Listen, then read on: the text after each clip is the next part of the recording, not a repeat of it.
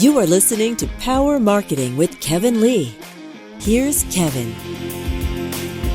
Well, I would imagine that, when you started working on it, you were sort of, it was pre-pandemic, right? So at that point, you were probably thinking about geographically distant teacher-student relationships. But I'm imagining that during the pandemic, even some folks that were somewhat local just felt like they would be more comfortable in a virtual environment as opposed to a live environment. So did that result in a significant chunk of your, next wave of customers being folks that are actually geographically nearby that could see each other face to face, but then choose to use the remote, or maybe it's a hybrid where they sometimes see each other face to face, but sometimes they do it remote?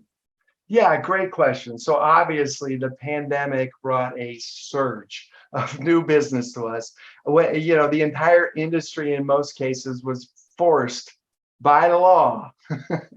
You must teach online or you go out of business, right? So they all jumped online.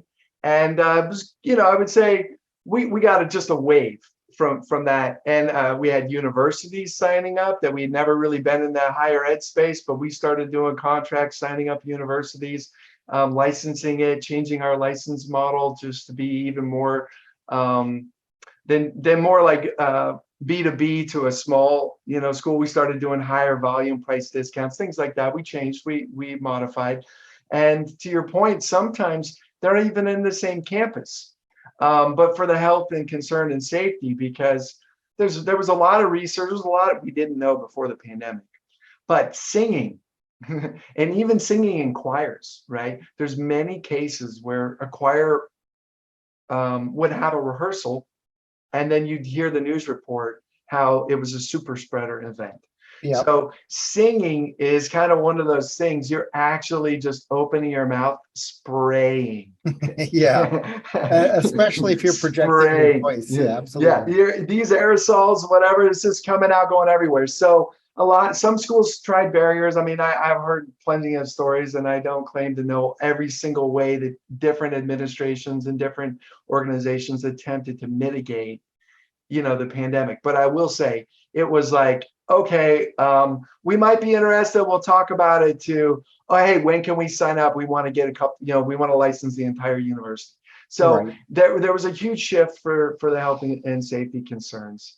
And then the thing that we're seeing now is there's just a general shift and change in behavior regardless. So now that the pandemic, is, let's say it's technically over, but I did do several COVID at-home tests last month, so while I say it's over with is it over?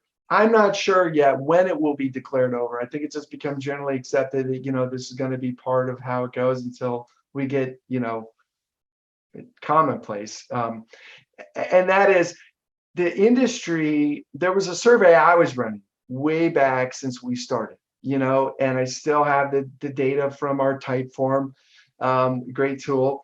And so it was like, okay, would you want to teach these online lessons? Would you admit to doing it? And literally, I kid you not, it's around 15% or so of the types of teachers we're out there approaching that wanted to teach online before, because it was all face-to-face. It's an industry very much like where you've got Uber.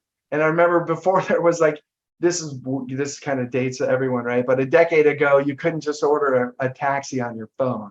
It was, hey, you gotta hail the cab and they come over. And there's all these, it's an industry that was ripe for change.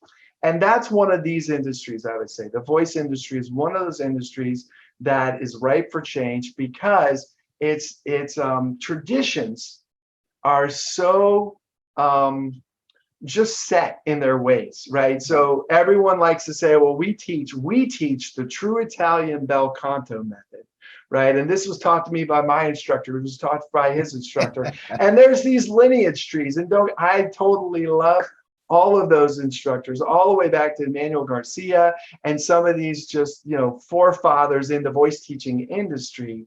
But it was just very we only do it offline. And if you weren't in that little small group, you probably don't know the secret recipe, for creating great singers. So, because it was that kind of industry, when they got pushed online, it was just like a Wild West moment. Kevin Lee's Power Marketing is available on all your favorite podcast networks. Kevin loves helping businesses excel at marketing. Having marketing challenges? Just like Santa in The Miracle on 34th Street, if Kevin can't help you, he'll know someone who can. Find him on LinkedIn, subscribe, or follow.